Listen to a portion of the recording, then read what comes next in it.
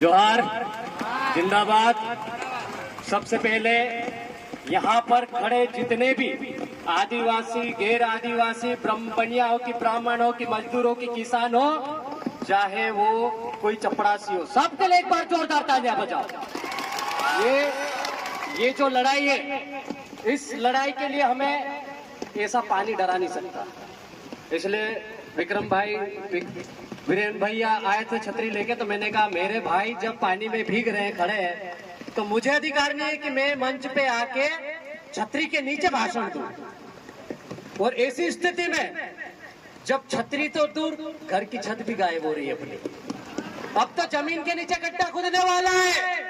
आपके जमीन के नीचे सोना है, आपकी जमीन के नीचे ग्रेफाइट है, आपकी जमीन के नीचे चांदी है, बॉक्साइट है, लोहा है, खनिज के जितने भी करोड़ों अरबों रुपए के मिनरल्स है, वो सब आपकी जमीन के नीचे है। आपने कभी सुना है कि कोई बाईपास अलीराजपुर के बीच में से निकल रहा है? सुना है क्या आपने? किसी बाजार के बीच में से बाईपास निकलते हुए देखा आपने? कहां से निकलता है? मैं आप सबसे पूछना चाहता हूं, बाईपास कहां से निकलता है? गांव की जमीनों से निकलता है, मजदूर किसानों की जमीनों से निकलता है। बाजार की तो 1 इंच जमीन लेने की हिम्मत नहीं है किसी भी नेता में। इतना बड़ा षड्यंत्र आदिवासियों के खिलाफ आज अलीराजपुर जिला इस झमाझम बारिश में चौबट खट्टाली क्षेत्र के जितने भी हमारे आदिवासी समाज के मजदूर किसान लोग हैं, उसमें व्यापारी वर्ग भी मौजूद है। मैं उनका स्वागत करता हूँ इस मंच के माध्यम से, आदिवासी समाज के माध्यम से। लेकिन ये जो लड़ाई है, ये इस समाज के अंतिम पीढ़ी को बचाने की लड़ाई है। इस समाज के उस पीढ़ी को बचाने की लड़ाई है जो ये 5वीं में पढ़ने जा रहा है। कोई अभी छोटा छोटा बच्चा पैदा हुआ, कोई गुजरात में मजदूरी कर रहा है, कोई घर में खेती बाड़ी कर रहा है, किसी के घर में पानी टपक रहा है। अभी भी हम जहाँ गीले हो रहे हैं, उसके घर के नीचे भी पानी टपक रहा है। ऐसे कई हजारों घर है हमारे गाँव में, हमारे क्षेत्र में। उसके बाद भी हम बोलते हैं हम जमीन के मालिक हैं, हम मालिक हैं, वो मूल निवासी है। अरे काय का मूल निवासी भाई? हम बोलते हैं ना लोकसभा ना विधानसभा, सबसे बड़ी ग्राम सभा। ये मैंने नितेश अलावा ने नहीं कहा, ये स्वर्गीय दिलीप सिंह बुरिया जो भाजपा के कद्दावर नेता थे और इन्होंने पैसा 1996 की ड्राफ्टिंग कमेटी के अध्यक्ष रहे, उन्होंने कहा था।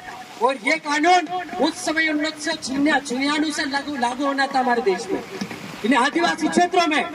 लेकिन पिछले 10-12 सालों से जो हमारा संघर्ष है, रात दिन का संघर्ष है, उसके पश्चात हमारे ऊपर कितनी FIR हुई, कितने आंदोलन में हमारे लोग जेल गए, कितने आंदोलन हुए, कितने लोग मारे गए। उसके पश्चात भारत सरकार ने, मध्य प्रदेश सरकार ने पिछले 2022 में लागू किया। और वो भी पैसा एक पैसा अधमरे जैसा, बिल्कुल भी उसकी कोई पूछ परख नहीं। थाने में जाए तो पुलिस वाला बोलता काय की ग्राम सभा हम नहीं मानते, कोर्ट में जाओ तो काय की ग्राम सभा हम नहीं मानते। और सरकार बोलती है कि पैसा एक लागू है, ग्राम सभा का प्रस्ताव ठहराओ पहले लाओ। कई गाँव ऐसी स्थिति में हमारा आदिवासी समाज कैसे जिंदा रहेगा भाई? कैसे रहेंगे हमारे बड़े छोटे छोटे बच्चे आगे? यदि आपके पास जमीन नहीं बची तो काय का आदिवासी? आदिवासी की परिभाषा ही जमीन से शुरू होती है। आदिवासी की परिभाषा ही जल जंगल जमीन से जुड़ी हुई होती है। आदिवासी की संस्कृति सभ्यता इस धरती से जुड़ी हुई है। और यदि धरती ही आपकी चले गई, आपकी जमीन ही चले गई, तो आपकी संस्कृति सभ्यता परंपरा खत्म हो जाएगी, आपका अस्तित्व खत्म हो जाएगा। आपके जो मूल अधिकार है, आपके जो संवैधानिक अधिकार है, धीरे धीरे कतरते जाएंगे, खत्म होते जाएंगे। कल ही सुप्रीम कोर्ट के 7 जजों ने एक जजमेंट दिया कि अब आदिवासी समाज में या ST SC का जो समाज है, वहां पे भी क्रीमी लेयर लागू किया जाएगा। क्यों भाई? हमारा एक व्यक्ति कलेक्टर बना अलीराजपुर से, तुम्हारे पेट में दर्द होने लग गया। हमारा व्यक्ति एकमात्र कैबिनेट में गया, तुम्हारे पेट में दर्द होने लग गया। हमारे जिले से पहली बार सांसद गई, तुम्हारे पेट में दर्द होने लग गया। क्यों ऐसा निर्णय दे रहे हो जिससे भाई भाई लड़ने को मजबूर हो? आज वो क्रीमी लेयर लागू करके भील भिलाला पटलिया भारेला सबके बीच में झगड़ा करवाना चाह रहे हैं। हमारे लोग बड़ी मुश्किल से अब चपरासी की नौकरी कर रहे हैं, कोई पंच बन रहा है, कोई सरपंच बन रहा है, कोई विधायक बन रहा है। इतनी सारी परिस्थितियों के बाद भी हम लोग थोड़ा उभरने की कोशिश कर रहे हैं। और लोग दिल्ली में बैठे हैं हमारे खिलाफ, संवैधानिक रूप से अधिकार छीन भी रहे हैं, कोर्ट के माध्यम से भी अधिकार छीन रहे हैं, और दलाल लोग हमारी जमीनें बेच रहे हैं। इन दलालों के खिलाफ अब हमको सबको एकजुट होकर लड़ने का समय आ गया है। अब पूर्व वक्ताओं ने बहुत सारी चीजें बोली है। हमारे जिले के कद्दावर आदिवासी नेता महेश भाई काका पटेल ने भी बोला है कि अब हमें हथियार लेने की जरूरत है। वास्तव में ये बात सच है कि पहले हमारे बुजुर्ग लोग अलीराजपुर जिले में दिन में आए कि रात में आए, उनके हाथ में पालिया होता था, तीर कमान होती थी, उनके गले में गोपन होती थी। लेकिन हम लोग पढ़े लिखे लोग हो गए ना, तो हमने वो धीरे धीरे चीजें बंद करवा दी, हमने रखवा दी। लेकिन पुलिस प्रशासन क्या करता है, भगोड़े में भी कोई एक पालिया लेके आता तो आर्म्स एक्ट लगाता है। इनको अभी आईपीसी सीआरपीसी को अच्छे से पढ़ना चाहिए, इनको 5वीं अनुसूची का पता होना चाहिए, इनको पैसा एक्ट पता होना चाहिए और आदिवासियों की रूढ़ी प्रथा का पता होना चाहिए। इनको पता नहीं है अभी भी। इनको ये पटेल को कब याद करते हैं, जब इनसे झगड़ा नहीं समझता है, तब गांव के पटेल को बुलवाते हैं, पटेल ने सरपंच तो आओ झगड़ बांध दो। लेकिन जब वो पटेल पहले झगड़ा तोड़ने की बात करता है, नहीं इस पे कायमी होगी बोलते हैं। ये लोग मजाक बना के रखे आदिवासी क्षेत्रों का, मर्जी आए उस पर रासू का ठोक देते हैं, मर्जी आए उसको जिला बदल कर देते हैं। अबे तुम्हारे बाप का राज है क्या? ये आदिवासी क्षेत्र है, ये आदिवासियों का क्षेत्र है। यहाँ पर छीटू किरार जैसा योद्धा आदिवासी पैदा हुआ था, उसकी सरजमीन है ये। यहाँ पर पृथ्वीलाल भूरा जैसे बर्जर के क्रांतिकारी भी पैदा हुए। यहाँ पर आलिया भील जैसा आदिवासी लड़ाकू भील भी था, और ये आज भी उसका डीएनए खड़ा है। ये बारिश में भीग भी सकता है। तीर कमान से तोपों का सामना करने वाली कौम भविष्य में जरूरत पड़ी तो तीर कमान वापस उठा लेगी, लेकिन उसके लिए मजबूर मत करो। अभी हम लोग पढ़ लिखते हैं, हम लोग संविधान जानने लग गए, तो हम लोगों को समझाते हैं। हम गांव-गांव में जाके बैठकें करते हैं, उनको ये बोलते हैं कि हमको गोपन पाले तीर कमान को घर में रखना है, अभी कलम से लड़ना है। हमको पता है, मैं आपको उकसाना नहीं चाह रहा हूँ, मैं आपको भड़काना नहीं चाह रहा हूँ। अल्ट्राटेक में जिसकी बात हो रही थी 2 दिन पहले ही धरना हुआ था, वहां पर 2 आदिवासी समाज के मजदूर लोग मारे गए। ऐसी कंपनी जिस CIL को हमारे क्षेत्र में लाने की बात की जा रही है, वैसे ही इंटरनेशनल कंपनी है, अंतर्राष्ट्रीय स्तर की अल्ट्राटेक, सबसे बड़ा एशिया का प्लांट है। अल्ट्राटेक में 32 गांव प्रभावित हुए।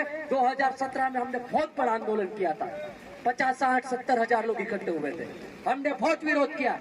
वो अल्ट्राटेक फैक्ट्री हमारी छाती पे बनी, आज वहाँ पर हमारे लोग मजदूरी करते हुए मर रहे हैं।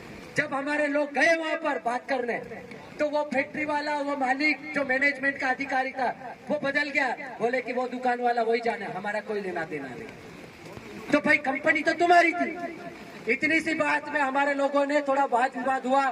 आदिवासियों का डीएनए थोड़ा गर्म रहता है, खून थोड़ा गर्म होता है, तो उन्होंने थोड़ी सी खिंचातानी में मारधाड़ चालू कर दी। अल्ट्राटेक में कहा जाता है कि एक दिन में 7 से 10 करोड़ का नुकसान हुआ। 3 दिनों तक वो बंद रहा।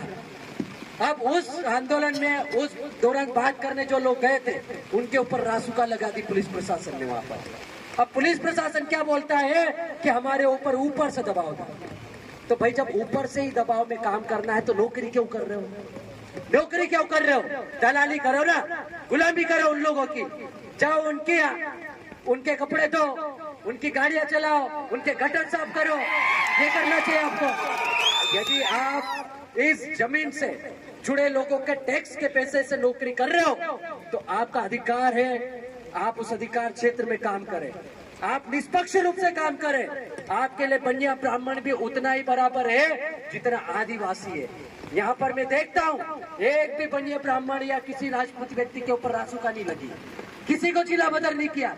लेकिन जब आदिवासी सामाजिक कार्यकर्ता की बात आती है, हमारे भाई मुकेश रावत जैसे व्यक्ति को जिला बदल कर दिया, तो ये कब तक चलेगा? इनके लिए सामाजिक कार्यकर्ता गुंडे और कांडू नेता जो रहते हैं वो भगवान इनके लिए। तो ऐसे लोगों से हमको सोच समझ के डील करने की जरूरत है, बात करने की जरूरत है, और आगे संवैधानिक लड़ाई लड़ने की जरूरत है। यहाँ से हम लोग जब भी रैली के माध्यम से जाएंगे कलेक्ट्रेट तक, तो अनुशासित होकर जाएंगे। कोई किसी को गलत नहीं बोलेगा, कोई किसी के खिलाफ व्यक्तिगत जाति विशेष के खिलाफ, पार्टी विशेष के खिलाफ नारे नहीं लगाएगा। हमारी लड़ाई संवैधानिक है, ये जल जंगल जमीन को बचाने की लड़ाई है। हमको किसी पार्टी से लेना देना नहीं, लेकिन जिम्मेदार इस जिले में हमारी 2 भाभियां हैं, एक को दिल्ली भेजा है तो एक को भोपाल भेज रखा है। और एक कैबिनेट मंत्री भी है इस जिले में, पहली बार अलीराजपुर से मौका मिला है, तो हम उनके नाम पर ज्ञापन बना के लाए हैं। आप सबको तय करना है, ये ज्ञापन उनके पास जाएगा, वो अपने स्तर पर प्रयास करें और 9 अगस्त के पहले ये जो लाइसेंस है उसको निरस्त करवाने का कार्रवाई करें प्रशासन के माध्यम से। और नहीं होता है तो 9 अगस्त, यदि 9 अगस्त तक ये लाइसेंस निरस्त नहीं होता है या प्रक्रिया नहीं होती है तो 9 अगस्त हम कलेक्ट्रेट में मनाएंगे। मनाएंगे कि नहीं मनाएंगे? पूरे जिले के लोग आएंगे और जब तक, जैसे कि महेश पटेल जी ने बोला है, जब तक ये माइनिंग के जितने भी पूरे जिले के गांव की बात बता रहा हूं मैं, सिर्फ खट्टाली क्षेत्र की नहीं, सारे लाइसेंस जितने भी प्रचलित है या जितने अभी होने हैं, सभी की सभी खारिज होने चाहिए, निरस्त होने चाहिए। यदि नहीं हुए तो ये 5वीं अनुसूची क्षेत्र अलीराजपुर है और 5वीं अनुसूची बताते अलीराजपुर को पता है कैसे करना है। फिर हम लोग पूरे जिले की बाउंड्री को सील कर देंगे, हर जगह ट्रैक्टर बैलगाड़ी खड़ी कर देंगे, इधर ढोलिया साइड, उधर उदयगढ़ साइड, इधर बोरी साइड, इधर सोरवा साइड, ऐसे सारी की सारी बाउंड्रियां सील कर देंगे। कब तक? जब तक हमारे क्षेत्र की जमीनें को लाइसेंस जिन जिन को दिए वो निरस्त करके हमको आजाद नहीं किया जाता। तो ये आजादी की ऐसी लड़ाई है जो जल जंगल जमीन को बचाने की है। ये पार्टी के लिए नहीं है, किसी को नेता बनाने की नहीं है और किसी को नीचा दिखाने की लड़ाई नहीं है। इसीलिए हमारे बीच में आज पहली बार इस आंदोलन में इस जमीन को बचाने के लिए इस जिले के बनिया वर्ग, व्यापारी वर्ग सहित कई लोग मौजूद हुए हैं। तो खट्टाली और जोबट से जो व्यापारी वर्ग के लोग हैं वो भी आ जाए, 2 मिनट के लिए अपनी बात रखेंगे, हमको अच्छा लगेगा। उनके लिए भी एक बार जोरदार तालियां बजाएं। तो बहुत बहुत आप लोगों ने समय दिया, बारिश में खड़े रहे, अब समय भी काफी हो चुका है, हमको जाना भी है। तो जाने से पहले 1-2 लोग जो भी है खट्टाली क्षेत्र के जो